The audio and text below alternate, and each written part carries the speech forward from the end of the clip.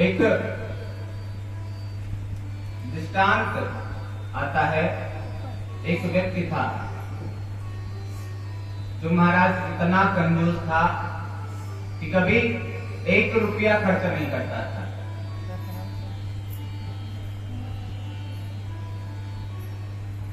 एक बार उनके पड़ोसियों ने कहा कि आप ना कोई पूजा पाठ करते हो, ना भजन कीर्तन करते हो, कम से कम एक बार जाकर गंगा स्नान कर लो, कुछ तो पाप कम होगा।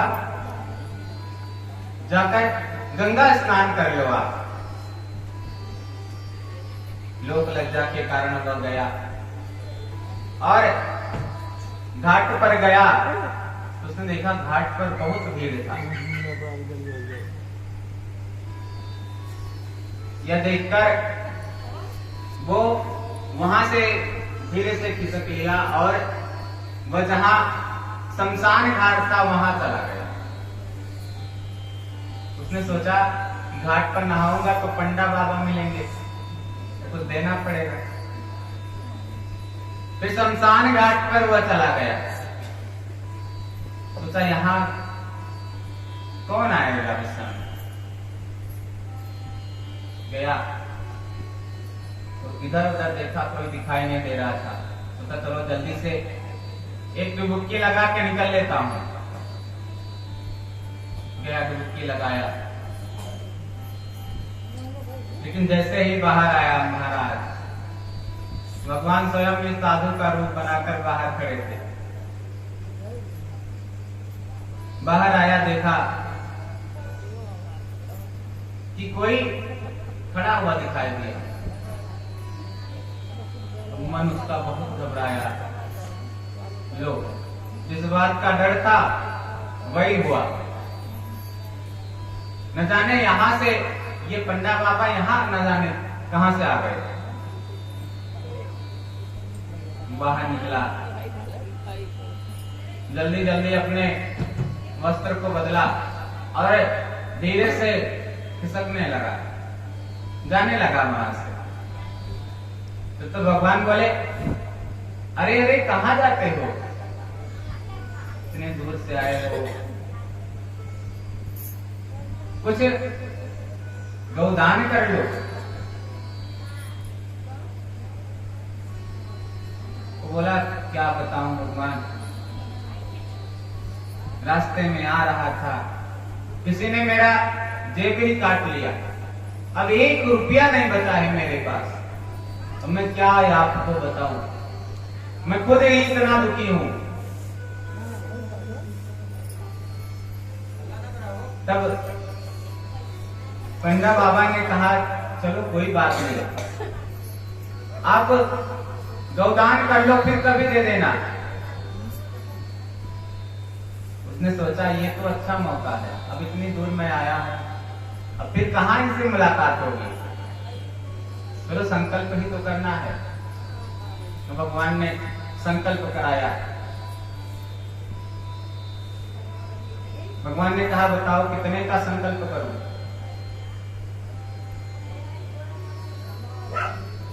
क्या बताऊं महाराज, अब आपसे मैं अपनी परेशानी क्या बताऊं, मैं बहुत गरीब हूं।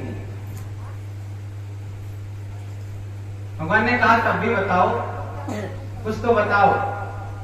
उसने कहा, भगवान 1 रुपए का संकल्प कर लो आप।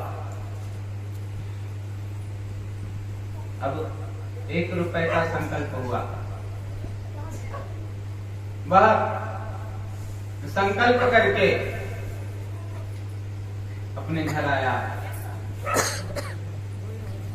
भगवान ने कहा था कि कभी मिलेंगे तो हम आपसे ले लेंगे। उसने कहा, मनी मन में कहा कि चलो अब कहाँ मिलोगे।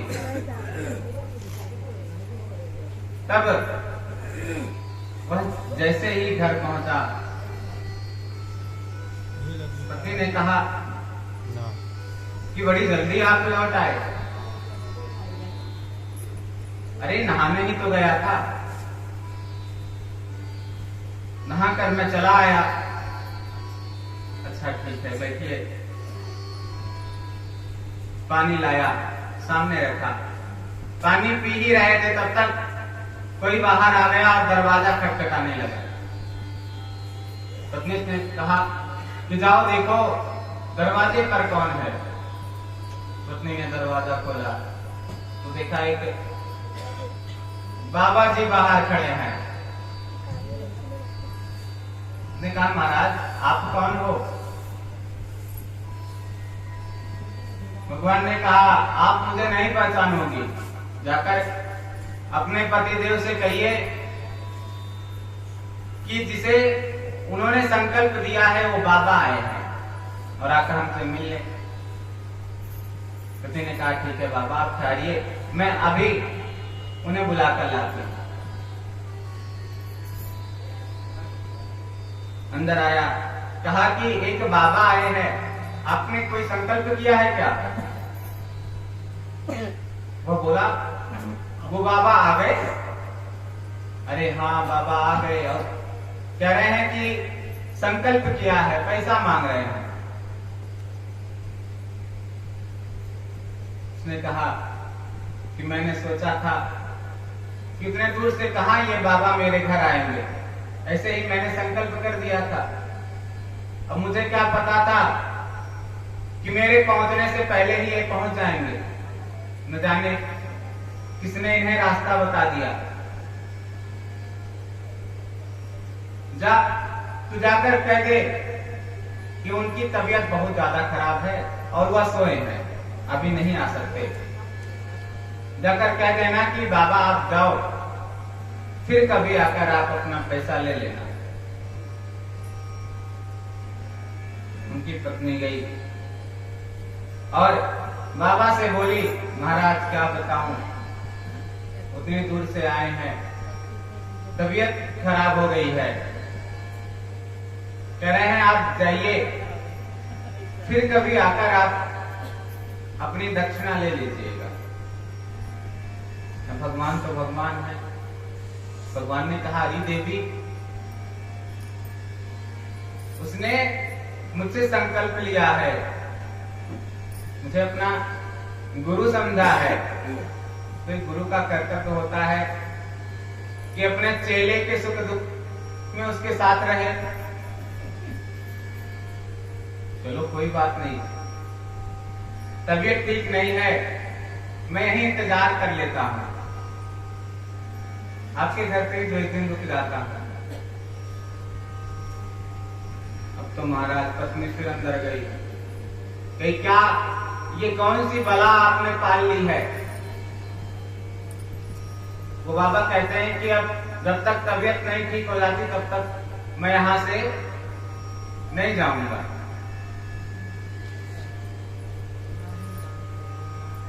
अब उसने कहा कि जा एक बार फिर से समझा कर देख, शायद अब की बार मान जाए। फिर गई, बाबा को समझाने की कोशिश की, लेकिन भगवान तो भगवान है। भगवान ने कहा नहीं, जब तक ठीक नहीं हो जाते तब तक मैं यहां से नहीं जाऊंगा।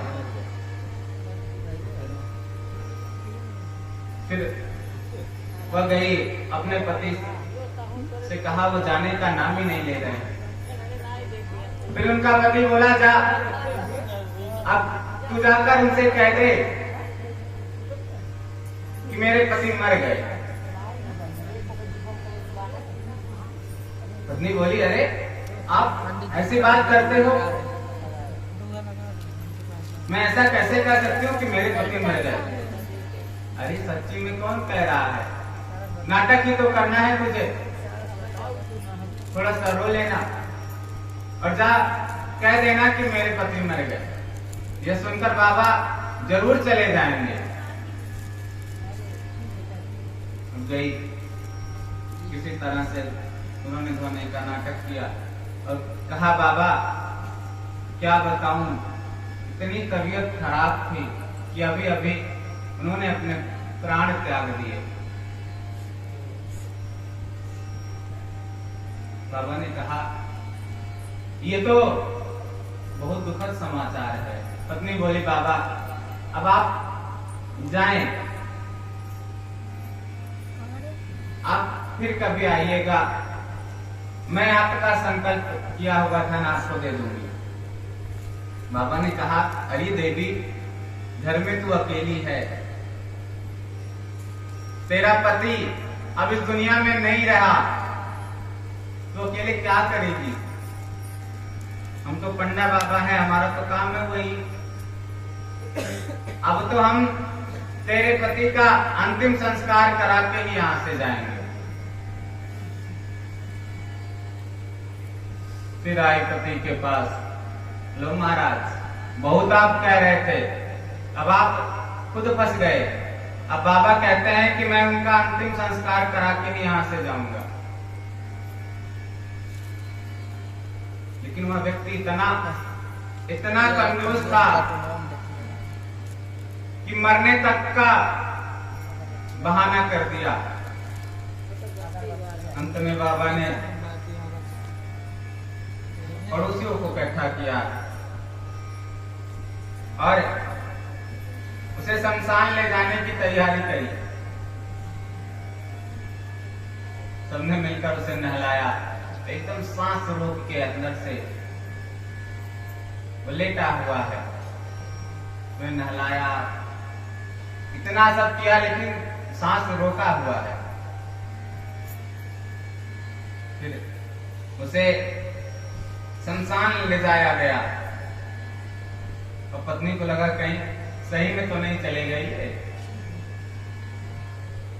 पत्नी ने कान में जाकर कहा कि अरे 1 रुपया दे, क्यों नहीं देते? ले जा रहे हैं, सब जला देंगे तुमको। धीरे से बोला, चुप रहे, जो हो रहा है होने दे। सब लोग लेकर गए शमशान में, चिता पर उसे लेटा दिया गया। देखिए, इतना कंजूस तब भी नहीं बोला बाबा। फिर अंत में बाबा ने कहा कि इसने गुरु मंत्र नहीं लिया है और बिना गुरु के नैया पार नहीं होती। मैं इसके कान में इसे गुरु मंत्र देना चाहता हूं। वो पास में गए और धीरे से कहा, अरे भैया अब उठ जाओ, चलो मैं आपको वचन देता हूं, मैं 1 रुपया नहीं लूंगा। जैसे ही सुना कि 1 रुपया नहीं लूंगा, तब तक उठकर बैठ गया। क्या कहा बाबा आपने, 1 रुपया नहीं लोगे? नहीं भैया, मैं आपसे हार गया, 1 रुपया मैं नहीं लूंगा। केवल कहने का तात्पर्य इतना सा था कि कुछ लोग होते हैं संसार में ऐसा, जो अपने बुद्धि को भ्रष्ट किए हुए होते हैं, 1 रुपया जाने नहीं देते। तो महाराज उत्तानपाद, उनकी 2 पत्नियां